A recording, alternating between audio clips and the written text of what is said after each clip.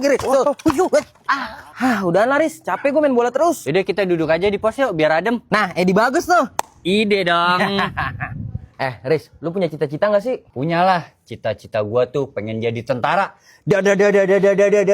Anjay, keren lu. Pasti gagah dan pemberani ya. Yoilah, kalau lu punya cita-cita juga nggak? Gua ada sih cita-cita, cuma gua nggak tahu kesampaian apa enggak. Emang apaan cita-cita lu? Gua pengen jadi. Woi, Li, Oi, Riz. Loh, Haris hilang. hilang apaan sih lu? Orang gua di sini, buset dah. Lu beneran Haris kan? Apaan sih, Li? Beneran lah, masa Bambang sih gua?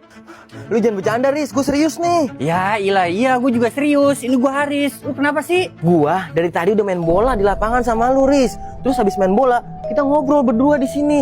Kok tiba-tiba lu bisa keluar dari sini sih? Li, tadi kan gua kabarin di WA kalau gua tuh mau makan dulu. Lah ini gua baru dateng.